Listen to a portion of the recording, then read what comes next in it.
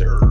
What it mean to be the best? Riding foes, feeling unimpressed. Make me reminisce, throwing bows, been in the corner, set my mind up on the goal. All I know is stay down, bad, I'm the goal.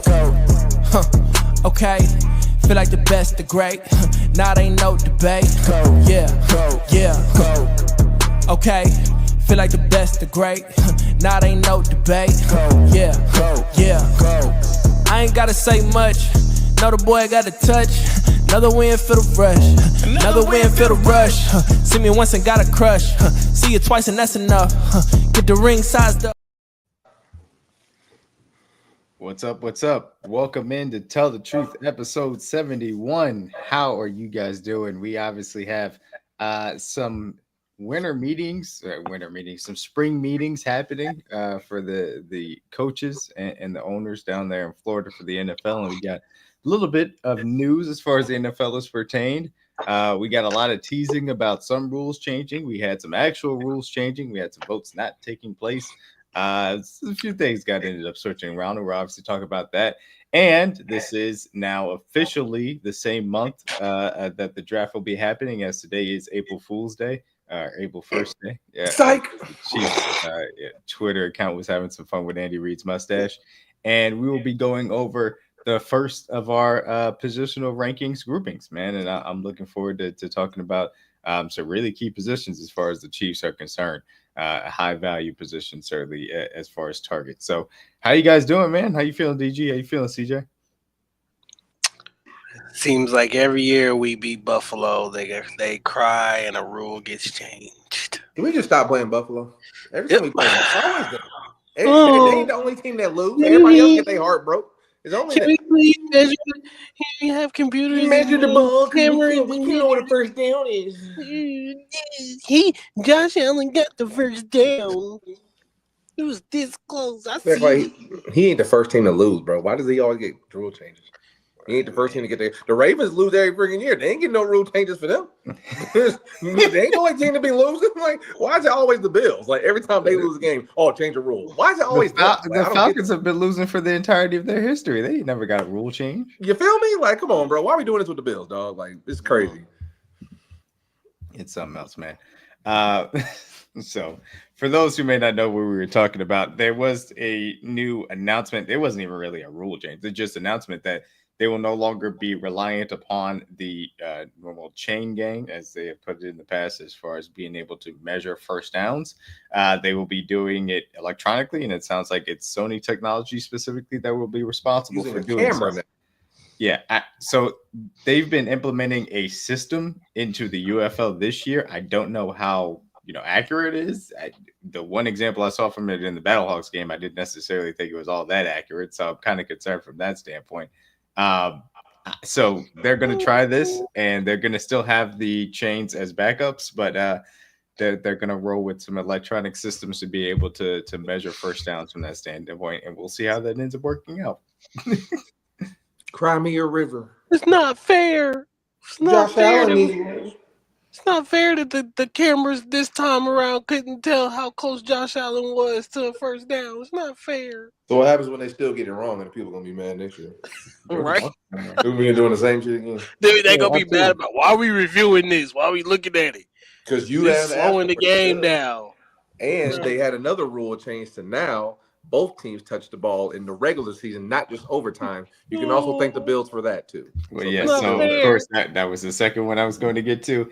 Obviously, a few years ago, after the Chiefs beat the Bills in the 13 seconds game, the NFL decided to pass a rule changing how overtime works, and they had expanded it so that both teams get a chance to possess the ball, even if the first team had scored a touchdown. That rule has now been adopted to the NFL regular season. And as such, the NFL overtime will stay at a 10-minute period, but both teams will get a chance to possess the ball before the game ends. So even if you score a touchdown, you still got to get a stop or, block the extra point or, block a 2-point or stop the 2-point conversion to end the game. I think this will end up raising the amount of ties we end up seeing, but it is what it is. I think that they should match the regular season and postseason rules regardless. How do you guys feel about that one?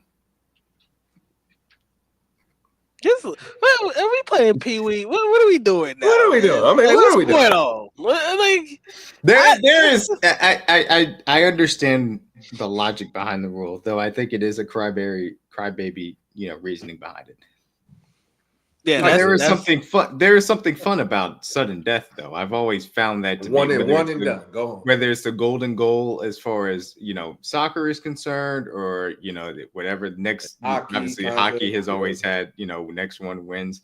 I don't even necessarily like the fact that they added the extra runner to baseball as far as that's concerned, but I obviously hate that's that still rule so yeah. But much. by the Putting the nature guy of on second baseball, is tough. That's all. yeah, by the nature of baseball, though, they kind of can't be sudden death because both teams should get the chance to bet. And basketball is a period, and that just makes sense. So there is something to be said, though, in my opinion, for sudden death, and I feel it's unfortunate that they've taken it out as far as football is concerned. Nah, I'm not mad about the rule at all. I think it should match where they're at as far as the postseason as well too. So it now just makes it kind of less confusing of what you're gonna get out of regular season overtime as well too. The reasoning behind it is it's crybaby to me. Like it's so crybaby. This is such a crybaby. This It's is like always it. the Bills. That's the point. It's like there's so many teams that lose. Why is it always the Bills that get a rules change? Like they're not the first team to lose a lot, bro. They're not going to be the last either. So I just think it's hilarious. It's not fair. It's just funny. It's just funny to me. Yeah. Very funny. So along those lines, the next one that ended up getting changed, we obviously have seen the NFL decide that instant replay has now been expanded. It has not been expanded to throw a flag. However, if there is a clear and obvious objective call that has been made in which a flag was thrown and needs to be picked up, that now can be overturned immediately by the replay booth, a la the instant replay that we've seen implemented over the past year that they certainly put into place before last season. So now it's been extended to say, hey, if there's a clear and obvious foul that was called as a penalty that's objective and should not have been called, we can pick that up and move on with the game. And that is a rule expansion as well. One that I don't think has to do with the Bills, but, somehow I'm sure the Bills will find a way to change that one too. Yeah, the 49ers have no excuse not to know. You would think. Caleb What down Brown- is it? you What would down is think- it? Is it fourth down? You would think that they would have no excuse, and yet. So we get the ball first, we win, right? Speaking of the 49ers, both teams touch the ball. speaking of the 49ers, did y'all see Kyle Shanahan at the Oh yeah, the new beard. what? Yeah. Bro, I beard? thought he has aged so fast, so quickly. I'm concerned for Kyle Shanahan's health. There's a lot of stress and doing a lot of losing. You know what I mean? Yeah. Just I'm simply concerned for that man. That's all I had to say as far as that's concerned. So that was the third rule that they ended up changing. The big one is as far as kickoffs are concerned, they have changed touchbacks to be from the 30 to now the 35. And again, being able to increase the amount of returns that you end up seeing because they felt like that kickers were choosing just kick it out of the end zone far too often and have chosen that they need to, encourage those returns that they, put the excitement back into the game of football. And the special teams aspect of it. They really want these Devin Hester and Dante Hall days to return, bro. Well, here's the thing about the Dante Hall. Here's the thing about the Dante Hall days to return. It's difficult because you can't go backwards on player safety. Dante Hall was out there getting protected by offensive linemen, which is more protection than CJ Stroud is going to have this upcoming season because CJ Stroud doesn't have offensive linemen. So you're not going to go back from that standpoint. But for the entertainment product, which I'm going to segue to in a second, for the entertainment product, they have decided that they want more kickoffs and kickoff returns. So we'll see, more Nico Remigio action. Nico Remigio, who had 2 good returns in the playoffs. He did. Yes, he did. No, I need him to hold on to the ball till the end of the play, ideally. He corrected himself. So what happens if kickers just decide, like, you know what, fuck it, we're still just gonna kick it to the end zone? Well, and Benjamin Solak, was it Solak or it's a Tej? I'm gonna look it up. I'm gonna look it up. Hold on. Give me. I promise. Hopefully, it's gonna take me 2 seconds to find this. Otherwise, I'm gonna be upset. One of these fine people that major in analytics. There it is. This was Tej Seth, who does a great job. on Football Data Science. He said the expected points of having a 1st and 10 from the 30 outside of 2 minutes is 1.4. And the expected points of having a 1st and 10 from the 35 outside of 2 minutes is 1.72. And so that margin theoretically maybe sounds a little bit insignificant, but I'm sure when teams kind of dive into it, they'll probably consider it to be significant. So I imagine what will happen is these special teams coaches are going to spend a lot of time with their kickers, making sure that they can find creative ways, not only to kick the ball within the bounds, but ideally throw off the timing for these returns, so their coverage teams can, probably get those guys on the ground. Yeah. And so it's going to be a change off. Too many returns, not enough returns. Now we need more returns. Now we're getting more returns. I do think, however, the idea of the onside kick, which they said they're going to table, they didn't have a proposal ready. They got to figure it out, because stop announcing it. That shit is stupid. Don't nobody. Well, that's the thing about it. If you're going to have this specialty, kickoff, type of aspect of it, then you need to provide a alternative solution than the current onside kick, because there's no way the astronomical odds are so stacked against the kicking team. There's no point in really even trying it, even though obviously there are times out of desperation you have to. So you got to go to the UFL model, where you have a 4th and 25 or have a 3-point play, a 4-point play, whatever it is. Yeah, whatever it is, to try and actually, kind of get the ball back. I don't need the extra point differences that they do in the UFL, even though it's a kind of a cool idea, but it's more of a, I don't need that in the NFL. Just let them on side and stop announcing it. That's dumb. Well, that's the thing. You can't, because of the new kickoff rule, you can't do an onside kick. You can't do an onside kick without having to announce it. You already got to scream to the whole world and bring in the linemen. How much do we have to help the defenses, bro? I know it's an offensive-driven league now, but announcing an onside kick, that's the whole point of an onside kick. You might as well not even be able to do it. That's what I'm saying. Hey, you ready? I'm about to kick it to you. You ready? All right. I think they should do a 4th and 20 or 4th and 25 play so you can keep possession, because I think that's the best solution if you're going to have this specialty kickoff return. It's so complicated for no reason, bro. It's a you will return. Bring it back to the old days. Don't say nothing. Just line up and play football. Why do we got to announce the world? Hey, you ready to play? You ready to play? All right, bet. It's like telling somebody, "Hey, bro, I'm about to hit you. You ready? Return that ball, boy." Well, in the spirit of lining up in a very specific formation and telling the other team what you're about to do, of course, the big story this week was the NFL trying to find a way to say that it was going to be player safety that would rule out the tush push. And of course, those excuses and reasonings didn't really hold up. As a result, they couldn't really find the votes to bring it to a vote. And so they decided to move it on to May. And as Nate Taylor alluded to earlier on Only Weird Games, the block was too hot for them to bring it to a vote and get it ultimately. You need 24 out of 34. They only got 16. They didn't get enough. Yes, ain't nobody bold enough to vote for. They was half the league is mad. The league ain't that mad yet. Yeah. So the funny thing about it is, for me, is that they had made the decision as far as the kickoffs were concerned, specifically this one, to make sure that they encourage more of the returns, because it's a more entertaining thing as far as special teams. They are trying to outlaw the tush push because it's not good for the TV product, but they also can't just come out and say it. So they're pushing the player safety aspect of it, which is unfortunate, because I don't think that you can make the argument that the tush push specifically is unsafe, and they have asked for data and nobody's been able to really provide because you're 4 years too late. If you wanted to say that, you should have said it 4 years ago when they started doing it. Saying it in 2025 is irrelevant. You've had this for 4 years now. If you didn't want the tush push to be there, you would have said something.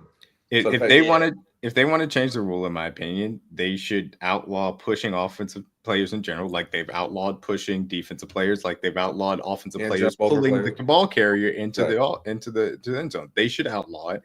And once you outlaw it across the board, then you don't have to worry about the argument that this is a tush push specific thing. The fact that the proposal, and I said it immediately when the Packers, it started it's too specific, because it just sounds like you're crying about the play being too dominant ultimately. Yeah. Which the league overall it's funny the fact that the funny part about this whole thing is Jalen Hurts is the strongest quarterback in the league. I think we all agree with that.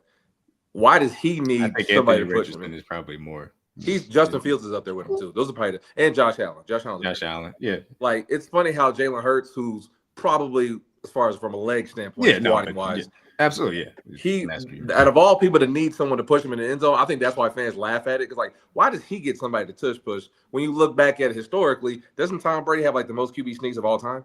He's like the most unathletic guy ever. But he understood how to run the play effectively. Exactly. I think that's why fans are like laughing at it. Like, why does he get somebody to push him? He doesn't need anyone to push him for a first down. He's Jalen Hurts. It's just I think it's hilarious. So yeah, and ultimately that's what it comes down to. If you want to run the quarterback sneak and just don't have nobody behind you pushing, it's very simple. Cool. It's not hard.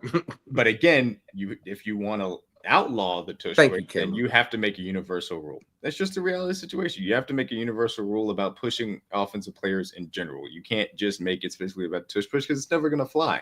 Now, look, it's the NFL and they can get away with basically anything. So it's not like they're really going to have any repercussions, but I think that it would be a bad way to outlaw the play just because it's too dominant. And look, Andy Reid also agreed with that, which it's idiotic the way that he got aggregated, that he gave basically the most neutral possible statement on it and say that the Eagles are really good at it and the complimentary of it. And if they find something wrong with the safety aspect of it, then cool, outlaw it. But everybody was like, oh, no, he said that he hates the tush push because the Chiefs, of course, lost. And it had nothing to do with the tush push. They just got a ass beat. In fact, the Super Bowl in which the Eagles actually used the tush push, the Chiefs won.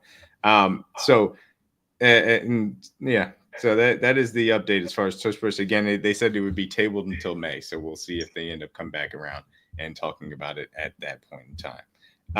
Anything else, guys? As far as the rules are concerned, they also did something as far as the tampering period, allowing player contact. They said that they wanted to bring that to a vote. Did end up happening as well. They're already doing that anyway. Like, stop playing with us, man. Stop playing, man. Y'all was already talking to these players anyway. Yeah, they allow 2 players to be designated for return at the roster reduction of 53. And I think that's pretty much it as far as that's concerned. Yeah, I think that's it. The other thing was that the Lions have put forth a proposal as far as the rankings, not the rankings, the standings determining where the home teams end up coming out as far as the playoffs are concerned. That divisional opponents with lesser records would have to go on the road to wildcard opponents rather than vice versa as it currently is. That did not pass, and so it will stay as it is, which I'm personally a fan of because I think that winning the division should be emphasized first and foremost, even if you play in a bad division. Happened to 1 year. They really saying this for them Seattle teams who are 7-9, these Saints and Falcons teams getting into the playoffs who 8-9. It's really y'all, these 8-9 football teams get into the playoffs and you don't deserve a home playoff game. You can make the playoffs. You don't deserve a home game. That's what really this rule is about. It always goes in the cycle, man. One year the NFC South will be terrible. Well, it'll be a lot of years in which the NFC South is terrible.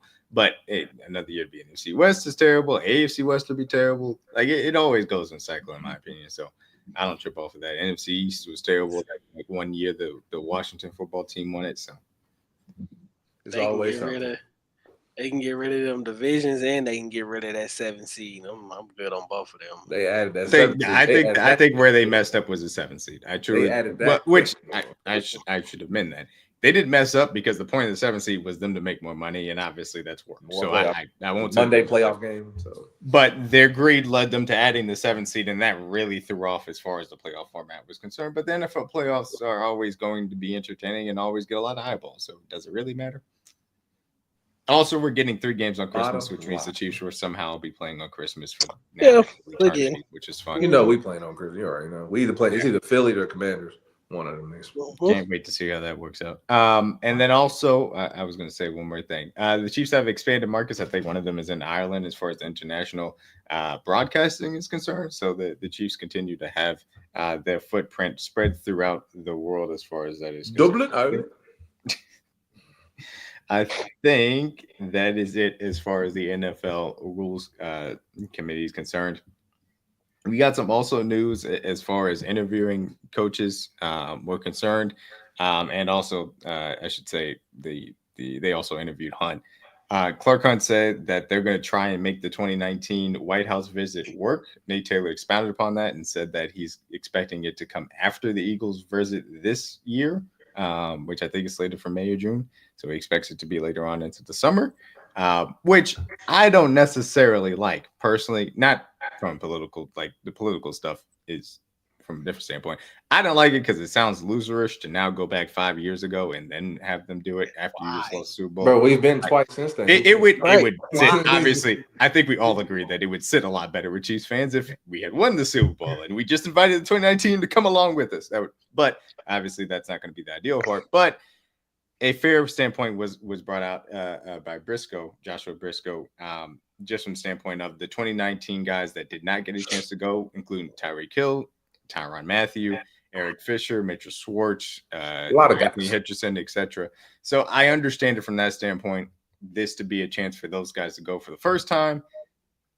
I get it from that argument, and I'll I guess. whatever on that standpoint, but it just doesn't feel great because we lost Super Bowl. Yeah, I don't want to go. I wouldn't even want to go, man. Bro, I'm cool. Yeah, I'm cool. I think it'll be interesting because obviously everybody will be invited from that 2019, and there's only 6 of those guys I think left on the roster. If any of them decide to decline to go, and a lot of people would be like, "Oh, it's a political thing," or if some of them are just like, "Yeah, we lost the Super Bowl," I don't feel like going to the White House to say what we lost. Hey. That's going to be a conversation, I suppose, for Mahomes, Kelsey, 2019, Mahomes, Kelsey, Winchester. Who else am I missing? Butker. That's 4. I'm missing 2 other guys. Allegretti. Allegretti. He went to the second one, but he didn't go to the first one. Yeah, still on the team. He was on the team. You say Jones? Jones, Winchester. Yeah, Mahomes, Jones, Winchester, Kelsey. That's 4. Yeah, Butker. Butker, that's 5. There's one more I'm missing. Who we missing? I mean, I suppose Miko, but he's not on the team anymore. Yeah. McCall would probably be the one. Yeah, I think Miko is probably the last one. So yeah, I mean, it's going to be interesting. These are guys that did not have a chance to go, and would they want to take that opportunity? I'd imagine they probably would. And for the guys that already have gone, I think that what you'll see is, I don't know. Look, if Pat ain't going, they ain't going. I don't think you'll have any issues trying to convince Harrison to go. Don't nobody want nobody want that nasty McDonald's. I think that the other guys will end up going as a part of the team aspect of it for the guys that didn't get a chance to go. If Pat ain't going, they ain't going. I think Pat's gonna go. Dang it, and I guess they going. Yeah. I think Pat's gonna go, and I think it's gonna be a big man. I'm showing up in a sweatsuit if I'm. give me my McChicken. I ain't getting dressed. I ain't getting dressed for that shit. Give me my McChicken, and I'm going. It's the White House. You should. I would say you should show up, but they hosting car shows on the lawn, so does it really matter? Hosting a car, the White House is crazy. Pull up. We could go another half hour on this, but I'm gonna stop it here because this is a political office. What are we doing? This is not a car lot. We're showing cars. Hey, shout out to Senator Corey. We're gonna storm the Capitol, North New Jersey, man. Bro. That's good Lord. Let's go back. She climbed up in like Spider-Man. Oh, okay, I'm done. All right. So moving on to on the field product as far as that is concerned. Obviously, the Chiefs have gone throughout this offseason, continuing to kind of work through the process of getting ready for the draft, which we'll talk about in a second. As of right now, the really pending things are Trey Smith's extension, which it sounds like isn't really anywhere as far as a movement is concerned. And as far as the Chiefs' kind of current cap space is, borne out, they don't have to do anything with that as of right now. And so I don't expect them to. Eventually, as we get closer to the draft, hopefully we hear some more about it, and hopefully before the draft. And of course, like we had mentioned before, it is that July 15th, deadline as far as getting a long-term deal done. I imagine that hopefully they will get it done before then, and then other pieces of business can get done. But that being said, the question that I did want to ask was about, this team, and we talked about it last week as far as the offense and where that kind of looks like specifically along the offensive line, because obviously that's the biggest point of overturn from last year's offense to this one. And now I want to kind of look at where the defensive roster is at. And I think it's important to kind of look at the defensive roster in the context of, do we feel like it's better than the last time that we've seen this defense? And also, do we feel like this is a defense that can go out there and play a game tomorrow, which I think we all agree they can? So, in you guys' opinion, just really answer, like, do you think this defense is better? And what is your major point of concern looking at this defensive roster right now? Right now, today is not better, but after the draft is better, in my opinion, based on the guys that we're projected to get. If we get a couple of guys that we like on our boards, but right now, today is. I mean, we're better secondarily. Obviously, when you have Fulton back in the fold, Jay Watt can play full time outside. Trent can be moved around a lot more. So secondarily, we all agree Jaden Hicks is an upgrade from Justin Reed's physical standpoint more so than his mental and playoff experience. But up front, I don't think we're better. But I think on the back end we're better. But it's before the draft, so. Yeah, I would probably say up front, I think we're a little bit more well-rounded in that area. But and in the secondary as well too. Better. I don't know if I would say better. It's probably the same to me. I think it's been pretty. They went out and made some moves that I feel like are going to stabilize this defense, and then it's got potential. I think after the draft to be better than some of the defenses they've had previously. So I would have to agree to that.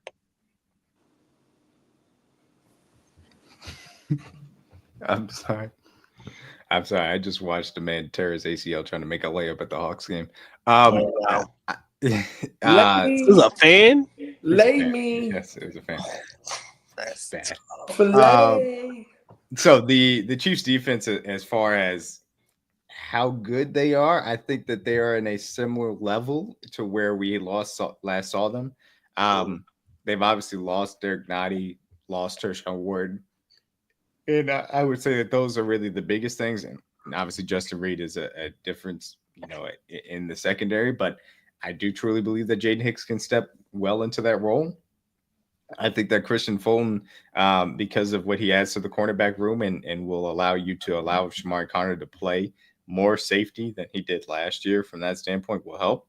I think Jerry Tillery is a useful rotational pass rusher, and I think it was major to get Charles Omenihu back. So, probably right now you would have to anticipate a level of better offense, a better pass rushing ability from Charles Omenihu, which coming off a year of that injury. And I talked about this last night on PMAC's show over there on Chiefs Focus, the War Room with PMAC. He was a year removed from that injury, and, he wasn't as great as he was in 2023. So being able to take him to a different level from that standpoint, I think will help him a year out from that ACL recovery. So if you get better from him, you get FAU stepping up. Christian Fulton, brings the secondary to a different level. Obviously, the linebacker room looks the same. I think you can make that argument that this defense is better than the last time we saw them. It's just you got to project some things to make that argument. But I do think that obviously they are in a good position from that standpoint. I think we get a better Jalen Watson this year too. Obviously, he's in that class of guys that are gonna. He missed half the season naturally, and guys' contracts are coming up, and he's gonna obviously perform at a high level as he wants to get paid, whether it be here or somewhere else. So I think we probably get the best J Watt we've seen since rookie year for sure. Yeah, absolutely. I mean, if he's able to make better strides and stay healthier, then that would be he's on the field for sure. Right, and the guy that we got at the end of the season was not the same guy that we got at the beginning of the season. I think that part of that had to do with the injury in that aspect too. And so if he's better, that helps a lot. And I think that adding Christian Fulton hopefully lights a little bit of fire under him and Williams' backside to be able to continue to get better. Not that we've necessarily had question marks about either of those guys' work ethics, but you never know what competition can do to a room. I think that ended up happening with Tershawn Ward as far as the room was concerned. Last year, he took his game to a different level too. And the contract year is undefeated. And both of those guys are in a contract year. So it'll be interesting to see as well. As far as the major hole is concerned, I mean, we both kind of see, defensive tackle, defensive line really being the major one. Bigger hole for you guys outside of the defensive line room? Like, do you feel like it's linebacker depth? Do you feel like it's cornerback depth? Do you feel like it's safety? Where do you guys feel like the whole outside of the defensive line is concerned for this defensive roster? Or where would you like to see maybe some added talent focused on? Linebacker for sure. Yes, it's linebacker for sure. Sure. We're pretty young at all the other positions, so yeah. I feel like they need to probably get a guy They can play on the outside here in the draft. Speed. More pass coverage too from that position as well too. Mm-hmm. Especially with Drew Tranquil getting a little bit older. Exactly. Pairing that with Nick would be bright for the future. With Nick and Leo for the future would be bright. So that's the only place I could really see them adding. Corner, you're young. Safety, you got younger with Jaden Hicks. So yeah, it's really linebacker for real. Outside of D line, Yeah. I mean, they could potentially add another safety just to have, a pairing with Jaden Hicks or whatever. But I don't feel like they're desperate at having to go get that position than they are at linebacker. Like right now, if a safety went down, knock on wood, we could be fine. Yeah. If one of our linebackers go down, Leo, Drew, or Nick, it would be ugly. So we would definitely need another linebacker for sure. Hence all the guys we've added to our list. Yeah, I agree with that. The thinness at the linebacker level is the one that concerns me the most as it currently stands, and that's why I thought you could bring back Willie Gay Jr. Obviously, he went on to Miami, but I still think there are linebackers out there that you can choose to bring in to help out with that depth as far as that's concerned before you even get into the draft, of course, and we'll talk about that as we move forward as far as that's concerned. Who's the young guy on this list that you guys are most excited to see this upcoming year? I mean, Jaden's the obvious one, but yeah, the goon, man, the goon. Jaden gonna be a dog. Mr. Goon, Jaden, Mr. Thumb Downs himself. Yeah, I'm playing. Definitely excited to see him. Everybody else is pretty. I mean, Felix. If I have to not pick a non-favorite guy, Felix. I think he took strides last year. I think he played big reps for us at the end of the season, setting the edge, getting into the backfield, making plays, especially in that Pittsburgh game when we needed him to get reps when Chris was down. So, yeah, I'd probably say him outside of Jaden. Yeah, Jaden's the obvious one. Jaden's the obvious one, and it feels like Felix is the mystery box that has the highest upside from that standpoint too. Those two guys for me. Yeah. Okay. Yeah, all other young guys are really veterans now, so. Yeah, absolutely. That's a really good point. I mean, we're talking. Obviously, we're coming up on the contract year for these 2022 guys, and obviously Trent McDuffie flies by. It's going to be a part of that discussion. George Kalafdis certainly is going to be as well. But these guys now coming up on contract years is kind of crazy that it like you said, it has flown by from that standpoint. And it happened very quickly. We were beating the Bengals, and now we're trying to get paid. Well, there you go. So we are going to hit a little bit on, the Twitter, I should say the mock draft kind of things we'll be doing throughout the month of April as we lead up, obviously. And we'll get into the positional groupings in a little bit. But if you go over to our Kingdom Cast Twitter account, we are running polls this entire week to set up a mock draft and see if we have some fun with this. And so this one ended up, with having Josh Simmons as a barely edged out Walter Nolan about a Chiefs trade up scenario to go up to 26 and grab somebody. Josh Simmons being the left tackle, DG was not in favor of that. He wanted Kelvin Banks Jr., of course. I'll talk about both of these guys in a minute too. I'm a DG. I'll talk about both of those guys in a minute.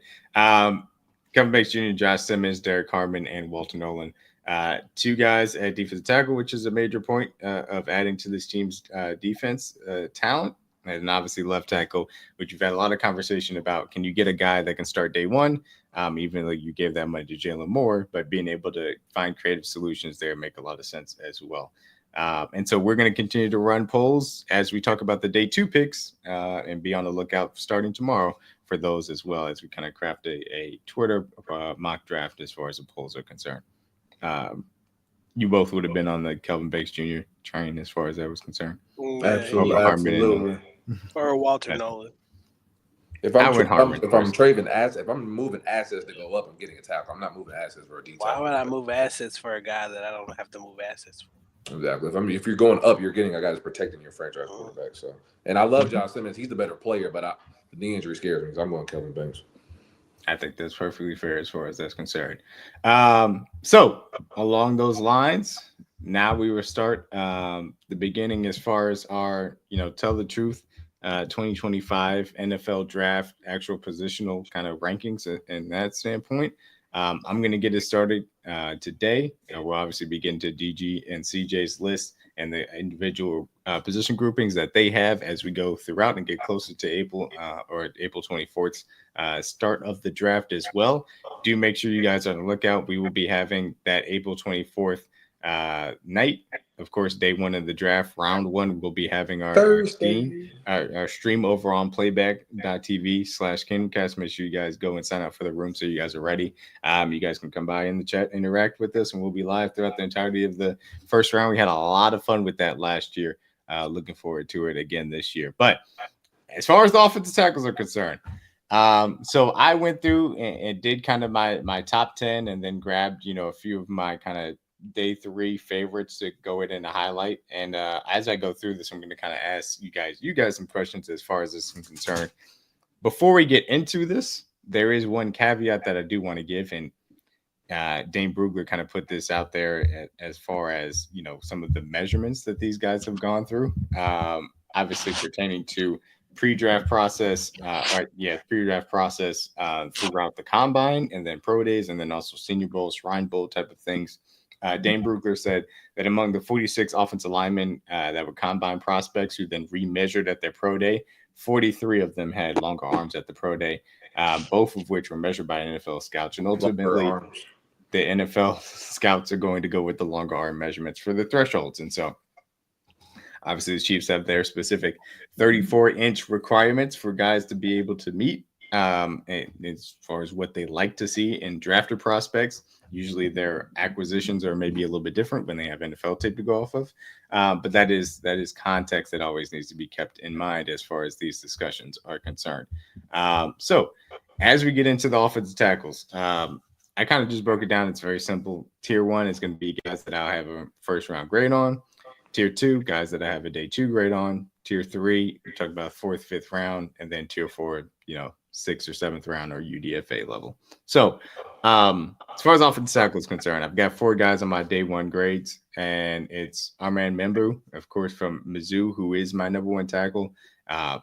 The athleticism that he brings to the table is a little bit of a higher ceiling than Will Campbell is concerned, and that's why he edged Will Campbell out. But again, Will Campbell is somebody that I do still think highly of and do think that he should be given the chance to play tackle because I think he has all the requisite ability to do so. But when I watched Will Campbell's kind of high-end tape, I didn't think that he was a special tackle from that standpoint. I thought Membu actually, equipped himself a little bit better, specifically against high-end talent as well, which I think is worthwhile.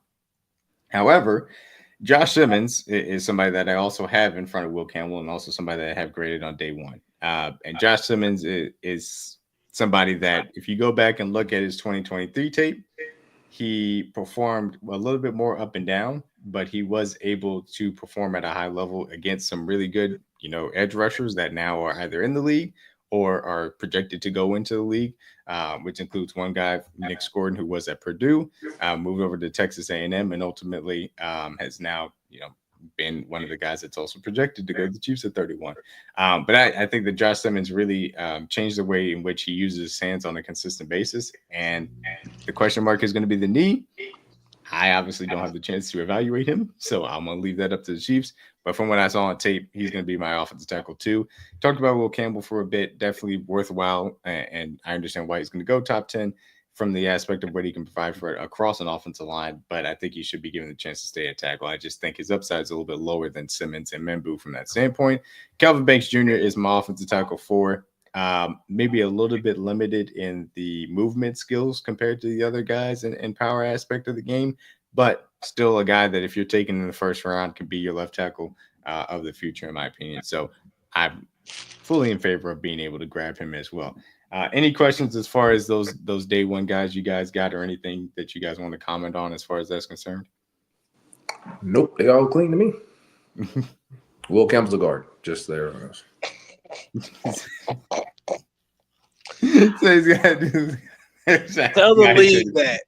Tell the league that. He said it at himself. He's like, I ain't never had short arms until now. You've always had short arms. You were just playing in college. CJ is discriminatory. I'm not saying he can play. He can start, but it's just, bro, you got short arms, bro. You guys got to play around them, man. He got the reptar arms. Like, everybody can't be Panay Sewell and play with short arms, bro. Mm-hmm. Fair point. We'll see how it ends up working out for Will Campbell. He obviously won't be in the range for the Chiefs to end up taking him, as he'll be a top 10 pick this year. And I think I think he's going to be a really good offensive lineman. It's just a question mark of, I think he stays at tackle at first, at least, and then eventually maybe he has to move into guard, and we'll see what ends up happening. So as far as tier 2, and so that's the cutoff, and that's not the guys that I'd say that, the Chiefs can only pick those guys in the first round. But if you're looking at taking a tackle that would come in day one and start, I think that's the group that you can say for sure is worthy of having that mantle in that standpoint. Now you get into tier 2, a guy that leads tier 2, Josh Connolly Jr., a guy that's been talked about as far as Oregon is concerned. I go back and forth on him. I think that he plays well. Again, the power aspect of it is a little bit questionable. I don't love his hand usage, but I think that it is the limitations on him are more things that you can kind of coach up from that standpoint. And that's why it concerns me less. You can talk me into him at 31 if other places have been picked over significantly. So if the defense tackles are gone, Starks is off the board, the wide receivers have gone, I'm not taking a running back. If both the tight ends are gone, defensive linemen are gone, I don't really love the edge prospects that possibly could be available there at 31. So in that standpoint, I can understand why you would go a Josh Connolly route as well.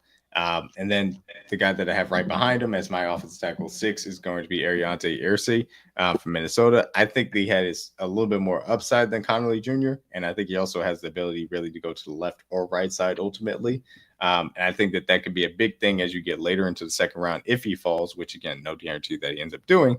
But the ability for him to take over for a Jawan Taylor on the right side in a year, if you so choose, or just continue to develop at left tackle, makes sense. And he is the level of athlete that you can develop from that standpoint, similar, obviously, to Kingsley Suamataia last year, and take him at the back end of the second round if you're comfortable with that in that standpoint. Or if you trade back and get extra picks and take him in the 40s or 50s, I could see that as well.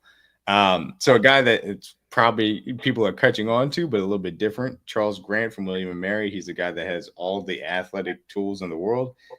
Again, I'm saying a lot of the similar things that we saw from Kingsley Suamataia, but you're talking about a guy with a day 2 kind of draft cost, and you want to add him.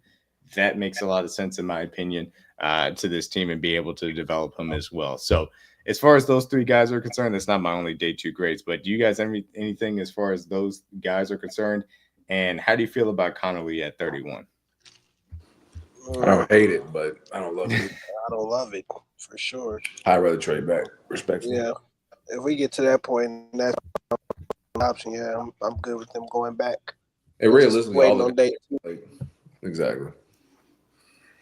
Just wait on days. I'd Most of the rather guys, like, they're gonna be gone. They ain't gonna be gone all anyway. So, because we know somebody's trading up for Jackson Dart. That's not included in most of these normal mocks. So, he's gonna come up in the first round. Somebody's gonna fuck around and take on Marion Hampton too. So, even though it should just be Genty going day 1, but who knows? Mm-hmm. Yeah, I'd be almost adamant about them going and getting the Arresta kid from Minnesota, just with the versatility of being able to play left or right as well, and actually was Conley the one who dealt with injury as well too? Oh, he was in Oregon. Yeah, he was a little bit up and down as far as injury was concerned. Yeah, I just rather them. I mean, if that's who they take at 31, I won't be mad at it, but I'm not gonna be like super excited about it. So. I think that's one of the things. To me, it's going to be one of those, I guess this is fine type of picks, which it's not going to be a disaster like CEH. And I know a lot of this is going to be hindsight. CEH played well his rookie year and obviously had extenuating circumstances with the injury and then the mental aspect of it. But I hated the CEH pick just flat out because I don't take running backs in the first round, especially ones that aren't special. And he wasn't that good. It was a luxury pick. I didn't like the logic behind it, and ultimately it didn't turn out well for Kansas City. Obviously, they have overcome it since then. So that was my issue as far as that CH pick is concerned. And it's kind of similar to the FAU pick, where it's like it's a high value position. We kind of need the guy. We like the guy enough. Let's go ahead and grab him.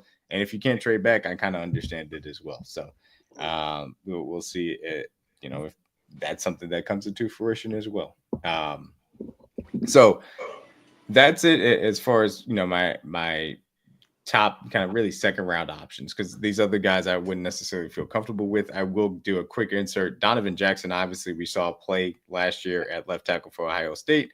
I prefer if he, was more of a right tackle with me, just based on him being more of a power player as well. So I would lean towards that standpoint as well. And then I'll mention these two guys or three guys into day 2. Logan Brown from Kansas. I like this tape a lot. I think he can develop if you want to take him in the 3rd round or at 133. I would like that from that standpoint. A guy a little bit later on, Ezapoli from Washington State. I liked what he also brings to the table. A lot of athletic ability. I think that he's another guy you could develop. He's a guy that probably a little bit more into the 5th or 6th round necessarily for his draft cost. That would make sense for the Chiefs.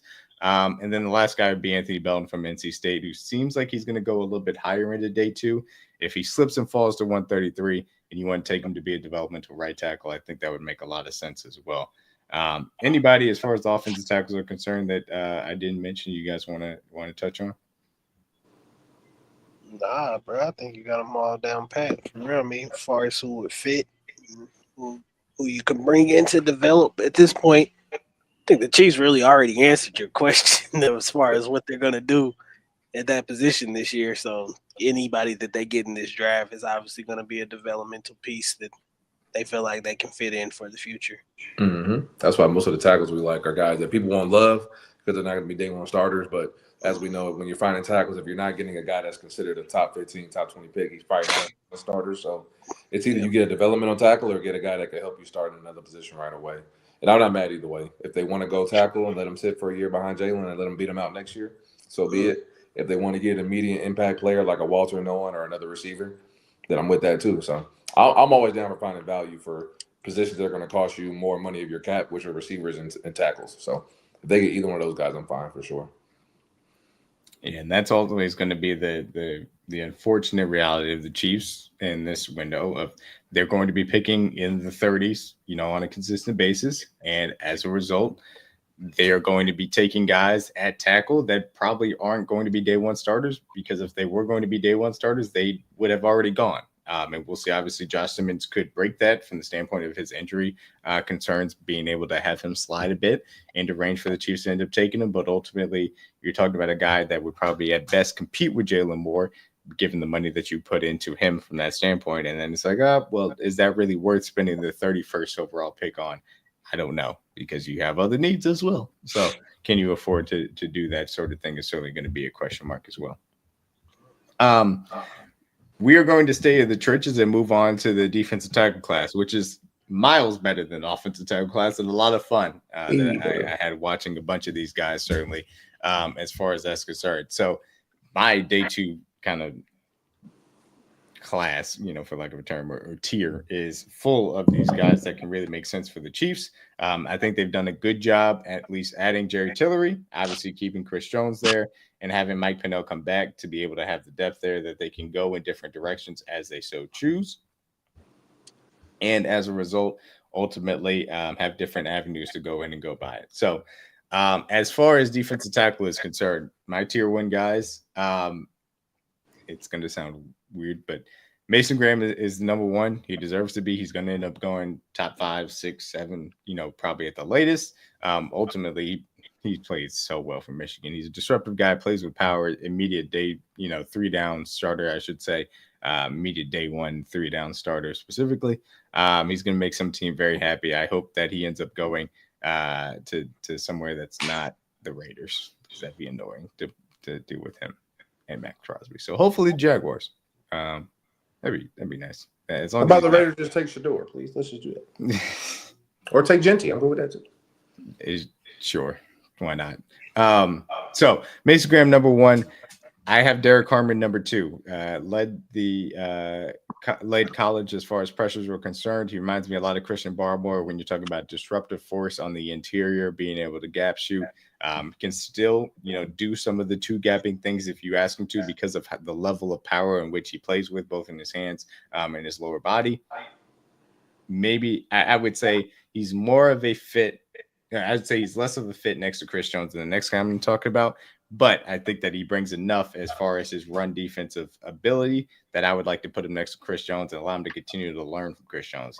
Does he end up making the Chiefs? Maybe a little bit of a question mark. I love his athletic upside. I think that he can, be a disruptive force for years to come. And really, if you're talking about taking a guy at 31, I'm trying to target a guy that can, and again, we're kind of getting into the replace Travis Kelce's territory, but replace Chris Jones in the future as being the primary defensive force in the interior from a disruption standpoint.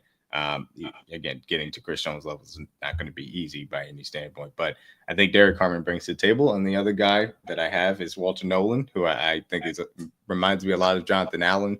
Again, from the power standpoint, I think he's more of a fit next to Chris Jones, maybe a little bit lesser as far as the pass rush upside, but I think he still brings plenty of juice to being a disruptive force on the interior.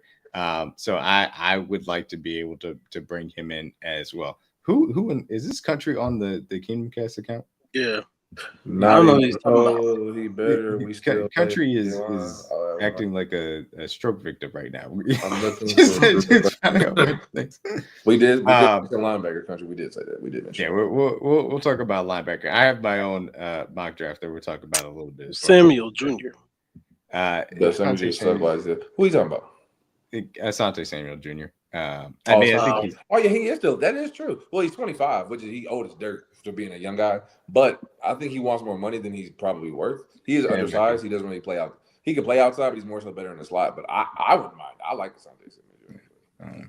I don't think the Chiefs going to end up bringing him in just for what the cornerback looks like right now. But I don't know what the issue is necessarily. He is a little bit of kind of scheme dependent, kind of zone corner guy. So I think that maybe is a little bit less attractive than some of the teams as well. Anyway, back to the defensive tackles.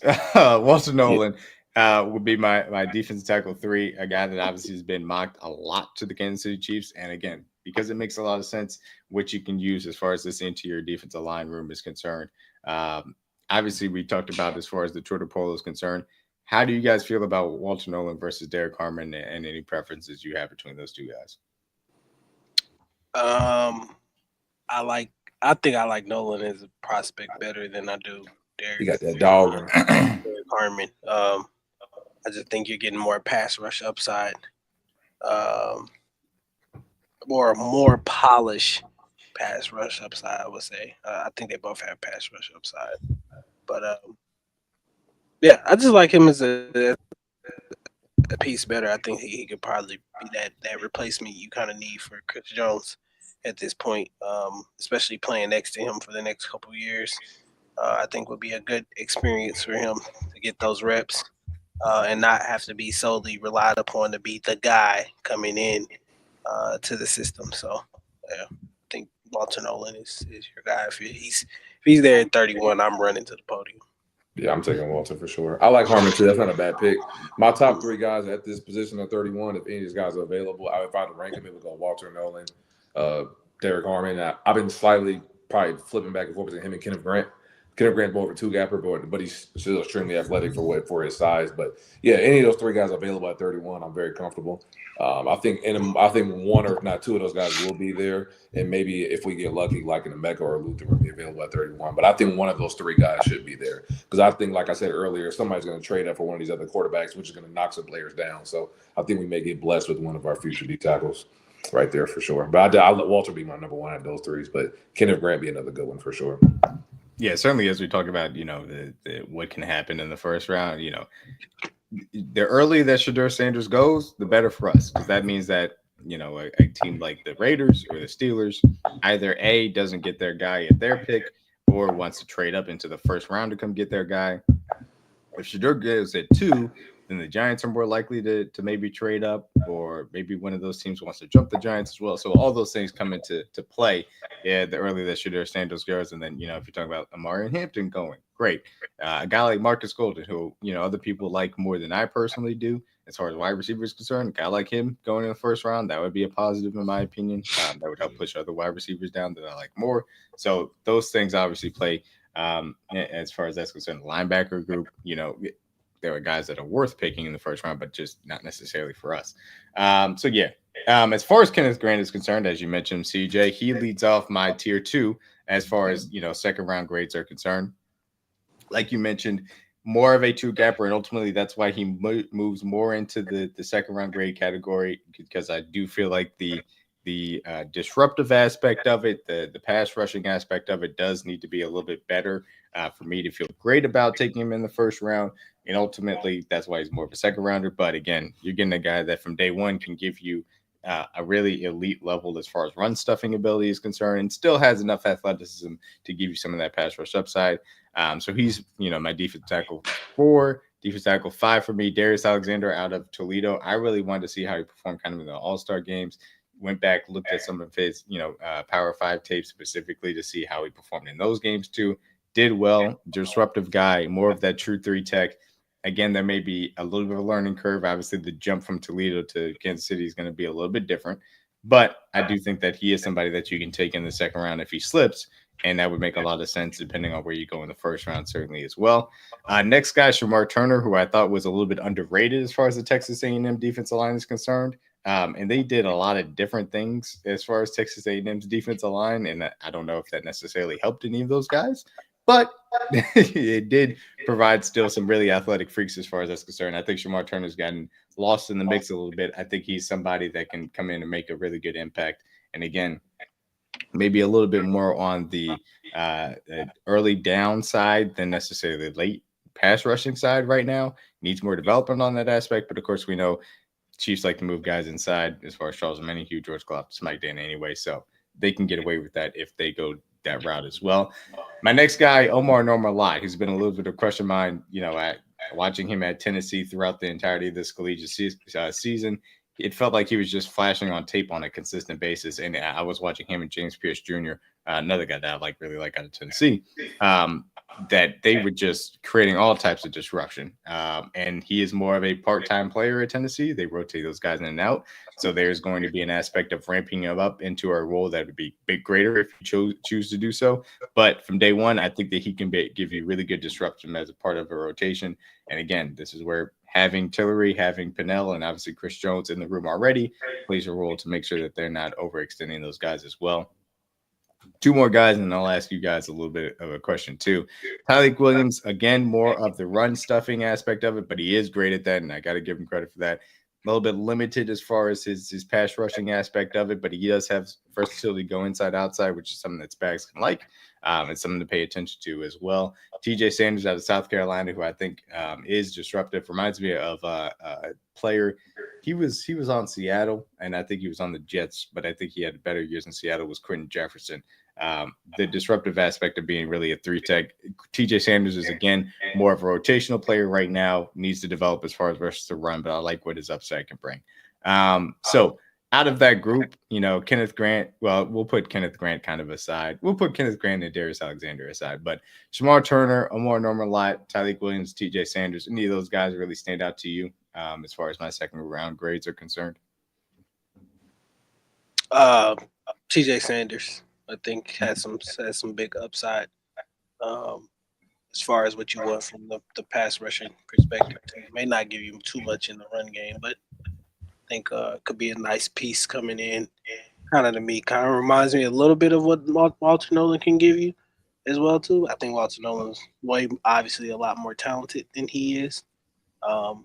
So I think if you end up getting a guy like that, you're probably banking on him being being predominantly a rotational piece for you or whatever. I wouldn't have like extreme high expectations of him, but yeah, I definitely like TJ Sanders in his game. Mm-hmm. Absolutely. So that's kind of the big guys as far as the second round picks are concerned. Next guys, Joshua Farmer, Jamari Callaway, who I thought was really underrated as far as the Oregon defense was concerned. Alfred Collins, obviously Texas for DG. Alfred Collins is I'll mention both of these guys. Alfred Collins and Vernon Broughton, who Broughton kind of snuck up on me when I was watching Alfred Collins State. Collins a little bit more of the traditional, again, 2 gapping type of guy that you can play on those early downs, run stuff from that standpoint. They usually took him off the field, and then Vernon was the guy that was really being able to create that disruption as far as pass rush is concerned. So depending on where the Chiefs feel like they want to add in their room, short-term fit would be a little bit more of Alfred Collins, obviously next to Chris Jones. long-term development, maybe a little bit more to Vernon Broughton, depending on how you look at it. Both those guys bring enough on the other aspects of their game that I think you could still draft them in the third round, as far as that's concerned too.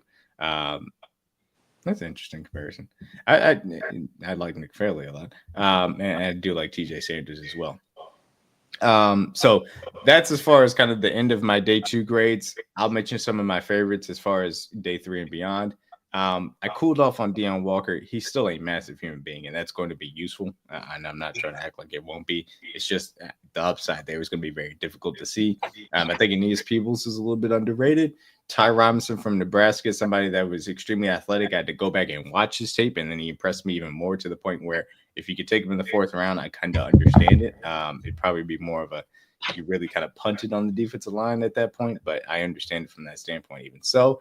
Nazir Stackhouse, a guy that I think you're getting, again, early down run stuffing, 2-gapper, gets it. If you pair him with a guy like Omar Norman Lott, I think that would make a lot of sense depending on where he ends up going when you go and point him out as well. And then a tier 4 guy who's a 6th, 7th UDFA type of guy. Elijah Williams, defensive tackle out of Morgan State, somebody that blew up the HBCU kind of showcase. I went back and watched him. He was extremely disruptive on a consistent basis. He has all the measurables needed. Elijah Williams could be on somebody's radar and end up making an impact as far as a rotational defensive lineman, not necessarily his rookie year, but just in general. And so if you're talking about 6th, 7th round to add depth to the room, I think Elijah Williams would make a lot of sense for Kansas City as well. Anybody you guys want me to mention or get to as far as that list is concerned? For our D tackle, nah, not really. Hit on everybody. Yeah. I'm probably a little bit lower on CJ West than other people. It's just I didn't necessarily love anything that I saw. So I was like, no. If you get one of those guys in the 6th or 7th round, they're just guys. It's just guys. I do think that Elijah Williams can develop into a useful rotational player, though. I think that his draft cost, because of where he's coming from, understandably so, is going to be in that level. Right. It could be useful if you want to double up in the position. And again, I think that we all agree they could still use the depth, given Tillery's on a 1-year deal, Pinnell's on a 1-year deal, and Christian Jones continues to age. So if you want to get 2 of those guys, I understand it. So yeah, that's the wrap up as far as the defensive tackles are concerned. And again, Walter Nolan, Derek Harmon, I'm running the draft card up there to get either one of those guys. I do feel that strongly about them being the pick at 31, certainly, as well. And I understand if you want to go up and draft one of those guys a little bit earlier too. I get that too. So running backs, this list is a little bit controversial. Obviously, the tier 1 is pretty easy for me. It's just Ashton Jeanty. And I know people are going to be like, Omarion Hampton. Don't get me wrong. I really do love Omarion Hampton to the point where I was arguing with Kansas fans about Omarion Hampton versus Devin Neal, which is nuts that it was even a conversation, but I was having the argument about it. Omarion Hampton, really good. He's a day 2 guy for me. He's just not special. And Jeanty is special. Ashton Jeanty is just – it's hard to describe how special he is. The contact balance is as elite as you possibly can get. He runs with spectacular vision, and he has enough speed to really pull away from guys. And the package in which he did would suggest that he doesn't necessarily have that. I don't think that he is necessarily – so his production would suggest that he's better than these 2 guys I'm going to mention, but I don't think he is necessarily the level of prospect of a Bijan Robinson or Saquon Barkley. I think Saquon Barkley is the platinum standard as far as running backs are concerned, prospects, I should say. But I still understand why there should be a 1st-round grade on this guy because he is that level of running back, and I think he's special from that standpoint. Anybody's going to get a great running back when they end up picking him too.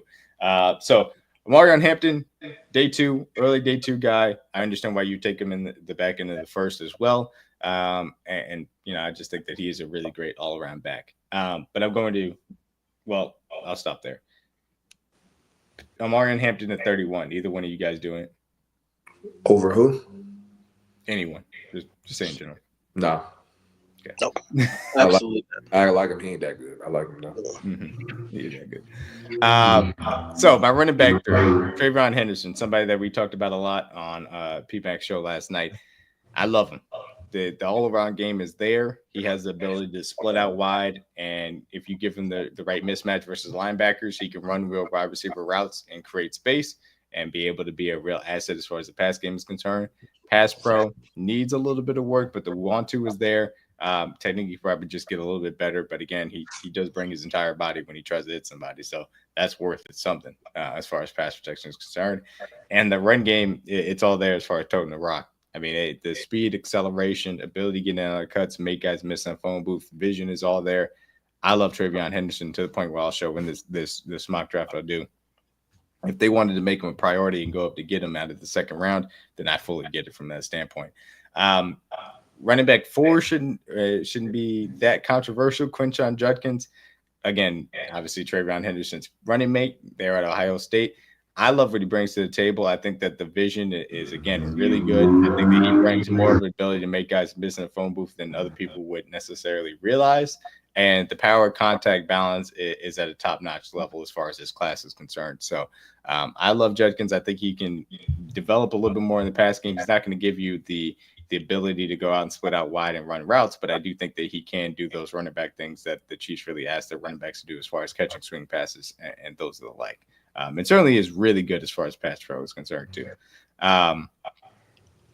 As far as those two running backs, you guys have a preference between Travion Henderson and Quinshon Judkins? Travion. Yeah, Trey would be my guy. Just a little bit more explosion, but I feel like this offense needs right now. So Better in pass pro.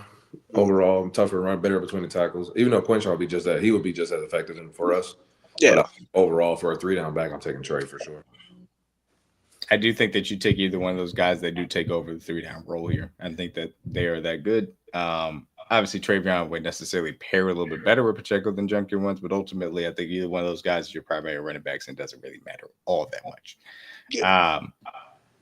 So that's it as far as, well, I'll say that's it as far as the guys that I really would feel comfortable with taking either 63 or 66. And either one of those guys getting there may be a little bit difficult. Certainly have to acknowledge that, but that's really the two guys that I feel comfortable with taking there. Next guy on the list is going to be a little bit controversial. I love Jordan James. I love what he brings to the table. I know that he is more of a good athlete than great athlete, but the vision is there, the ability to catch the ball, the pass protection. He is a guy that I think really brings what you need to the table. And the fact that he's going to end up going what it sounds like outside the top 100 is I would be running up the card to go get him at 133 as far as that's concerned. I really like what Jordan James brings to the table. I'm definitely a proponent of him. I think he was a little bit underrated as far as that Oregon offense was concerned. I certainly like him relative to what he's going to cost in the draft compared to these other guys as well. Next up, another one of my guys who I would really like to have at 95, RJ Harvey at a UCF. One guy that I really just harp on, he did a lot with not a lot of help from his offensive line on a consistent basis out there at UCF. So I'm a big proponent as far as RJ Harvey is concerned. Next guy is Caleb Johnson out of Iowa. Guy that he's a little bit more scheme specific, but I had to adjust for him and the next guy on my list because I think that I was taking a little bit too much away from both of those guys by what they can bring to the table for a different team than necessarily just the Chiefs. Caleb Johnson, really good athlete, good vision, more of a zone runner than necessarily a gap or power type of guy, but he understands how to move the ball, on a consistent basis. And I like what he brings to the table as well. So I'm excited to see what Caleb Johnson can do. He just kind of has to land in the right system, especially because, Caleb Johnson's a little bit more of the Kyle Shanahan special type of running back in this class as well. Then my last guy that I do have a late day 2 grade on, and this is a guy that I've gone back and forth on and argued with other people about, but I made an adjustment based on a conversation that I did have with PMAC because I felt like I was knocking a prospect for not being a scheme fit for the Chiefs instead of just ranking him based on what he could do for a team. That's Cam Scottaboo. And I do like the comparison of Cam to James Conner.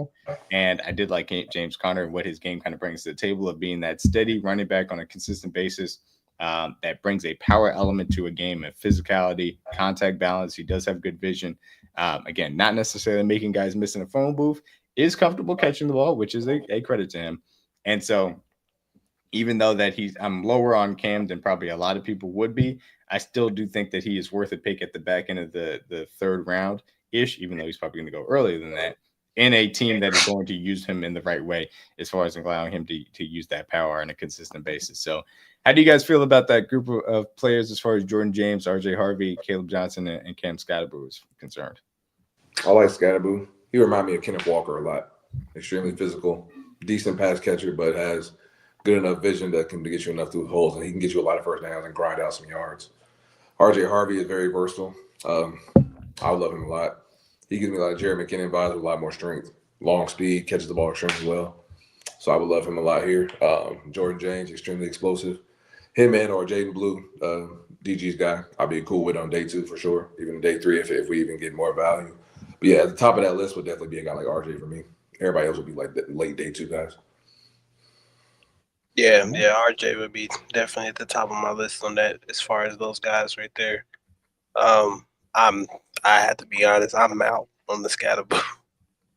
Yeah, we never been on him. Yeah, like now were you out after or before the game against Texas? I was out before then. Man, DG just saying that 'cause he threw a touchdown. Yeah, I don't think I just don't see the fit, honestly. But it doesn't exist. He don't fit. Yeah. He doesn't fit. And ultimately, that's why, for me, as I was evaluating him, I think I was looking at it too much with Chiefs colored glasses because I was saying that he just doesn't fit with what we do here in Kansas City. Yeah. It's a reality situation. But taking a step back, being able to look at him. Still a great player, for sure. He's still a guy that, for the right team, definitely makes sense on day 2. And I think he deserves credit for being that level of player as well. But yeah, he's not a fit. He's not a fit here, and that's okay. I don't think Caleb Johnson's a fit here either. Because we don't do the things that Caleb Johnson is good at. So getting under center and running power gap is not what we do. So not even gonna lie to you, son.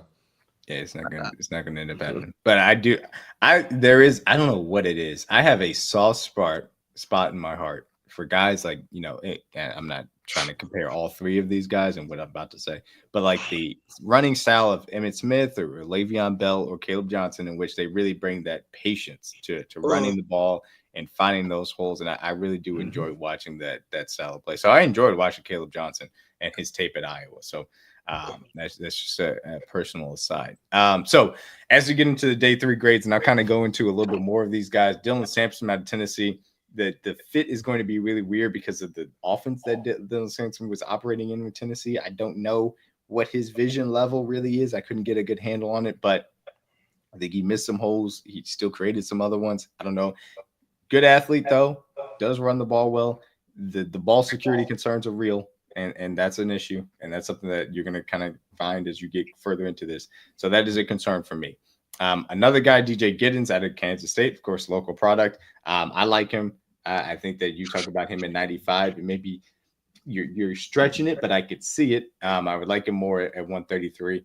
Good athlete, all-around player, can bring that as far as that's concerned. Devin Neal going to be right here again, kind of really similar to DJ Giddens. I think he's a little bit better than DJ Giddens, but I think DJ Giddens has a little bit more upside as well. So you can take that for what it is. I think DJ Giddens maybe even is a little bit better fit as well with the Chiefs than Devin Neal is as well. Bayshall Tootin, who's kind of the combine analytics darling, the elite speed. We saw what he ran the fastest 40 at the combine this year. Certainly well worth it.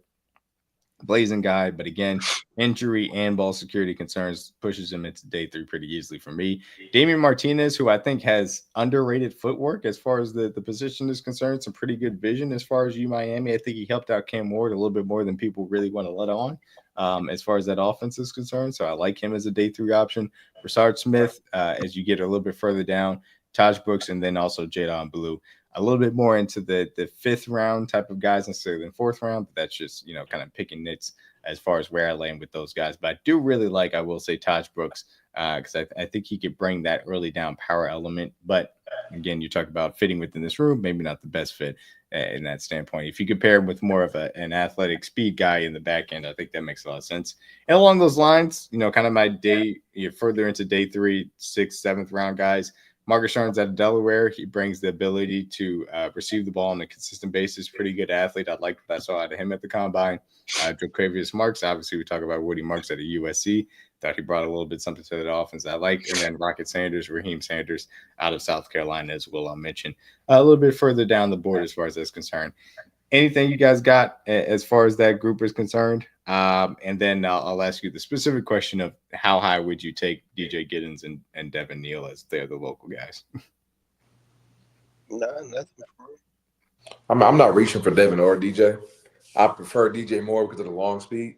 Devin has great vision in between tackles, and DJ does as well. But I think the explosiveness that DJ does down the field is a little more better. But grinding it out, getting first downs, again, Devin Neal, like, could we use Devin Neal? Yes, but he's not really a fit for our system and what we do best. Or more, I should say, what he does best.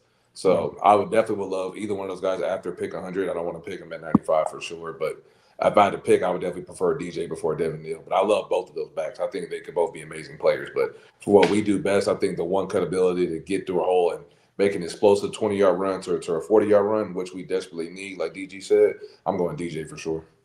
Yeah. Yeah, I wouldn't mind Devin Neal either, but I don't see the fit for real as well. That's not the explosion you're looking for, in my opinion. I feel like if Chiefs are picking at this position, then they need explosion. They gotta get somebody that can house. We have the power backs. We just need somebody. Yeah. I agree. Obviously, added Mitchell, but we don't know if he's going to even make it out of camp. So that's fair as far as that's concerned. Exactly. So yeah, that's my my running back list as far as that's concerned. I know it probably shock some people as far as George James, but I really do watch. I should say I really do like watching him run the football. Man, he's impressive from that standpoint. So moving on, I did want to wrap this up as far as my positional rankings were concerned and kind of grab some of these key guys. And walk you guys through a mock draft. And obviously the first thing is Walter Nolan at 31. I think we all agree that's an easy pick you don't have to think about.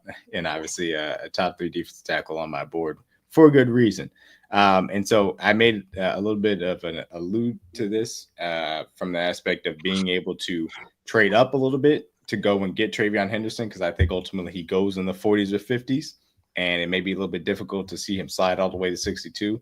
And again, I think that he is the level of running back that is worth trading up a little bit. So you take 63, you take 66, you split them up with Seattle. And then you also move up from 95 to 92 a little bit. And then move up from 226 to 175.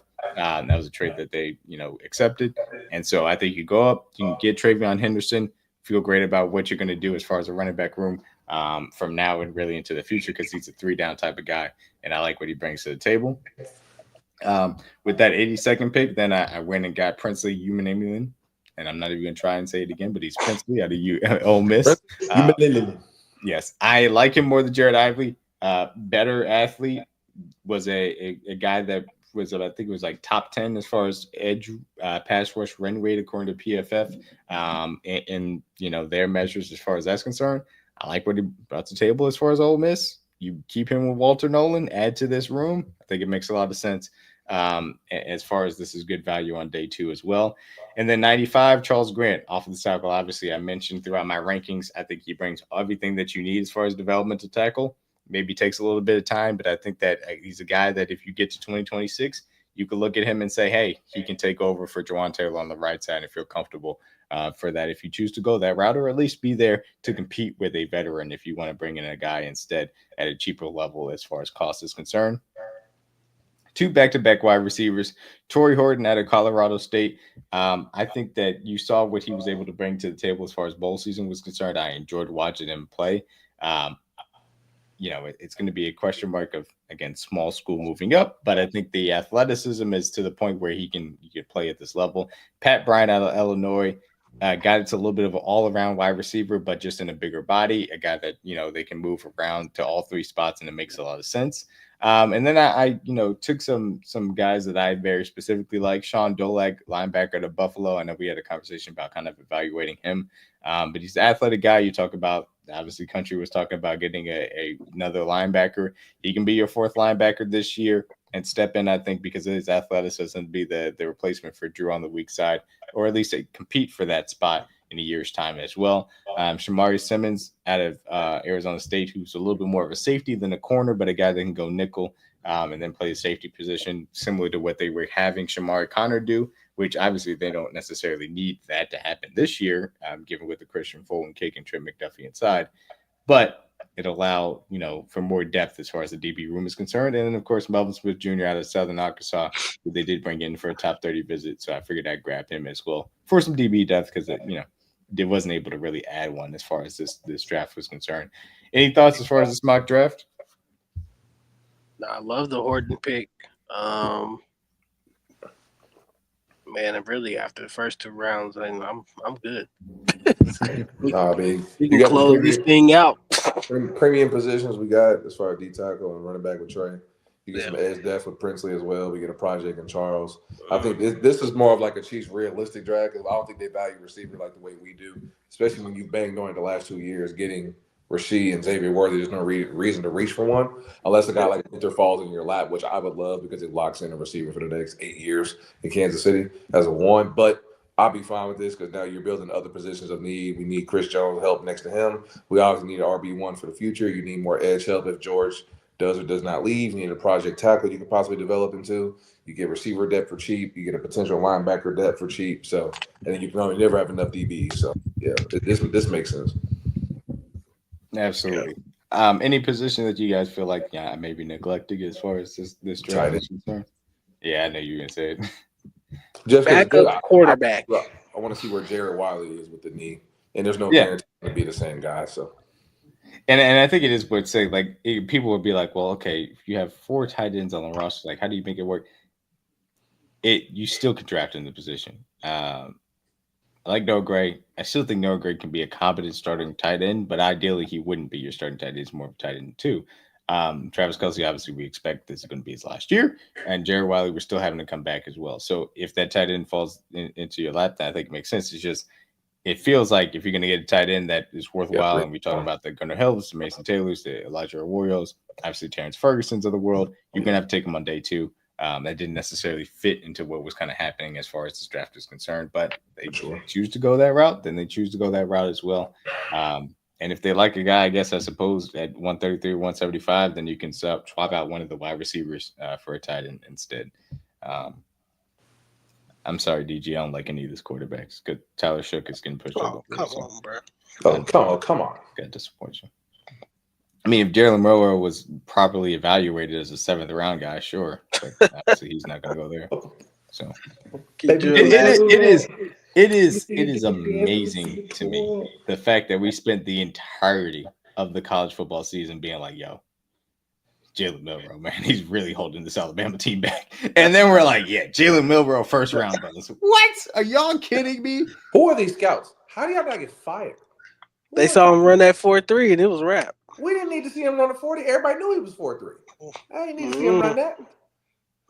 They said that's the next Michael Vick right there. Shit. So wicked ended. But Shedeur. God bless whoever drafted him. God bless you, son. That's something, man. Anything else before we go ahead and get on out of here, guys? Tyler Huntley 2.0 coming to a city near you. Taysom Hill, baby. Snoop Huntley. Taysom Hill is crazy. Respect Snoop Huntley. He can actually throw the football. Can he? Better than Jalen. Bum it. All right, let's get it better. All right. Please do make sure you guys are checking out Kingdom Cast. We will be running our polls throughout this weekend, kind of recapping that mock draft as we come back for next week's show. Of course, check out Underdog $100 deposit match Final Four this weekend. Make sure you guys are hyped. Obviously, the baseball season is underway. We are heading, obviously, you get that code TRUE3 for a $100 deposit match or Kingdom Cast, of course, either one. And we're ready to roll as far as Underdog is concerned. Next week, we will be going over Next week, we'll be having our 1st round grades to lead off the show.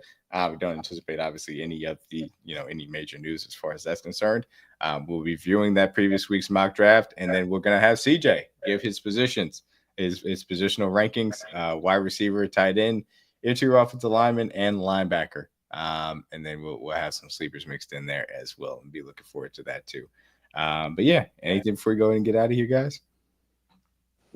Royals are getting dominated right now. It's a balance of both worlds. We smacked them up yesterday. They smacked us up. You know that it's so funny because our guy C Dot had a nice segment that I caught on the World today. Like, why are the Royals underdogs today to a Brewers team that continue to get smacked around? Lo and behold, it looks like they're You Leave can't it win with every C game. Dot. Just say something. He's funny. Bro, he's funny as hell, bro, whenever they start winning. Lord. There you go. It appears that C Dot may have jinxed the Royals into losing. Yeah, I'm blaming him. There you go. The Cardinals are playing Kyle Hendricks today, and we threw Miles Mikolas yesterday and lost, even though it wasn't really about Miles Mikolas. So we're in an extra inning, so we still got a shot. We'll see what ends up happening. Steph Curry has 45 points. Let's go ahead and end this show, man. Y'all be easy. CJ's wide receiver, tight end, linebacker, interior offensive lineman list next week. First round grades. Y'all peace out, man. Make sure you check out Underdog Code Kingdom Cast True 3. Be easy. Go Chiefs. Gang. In my line, V.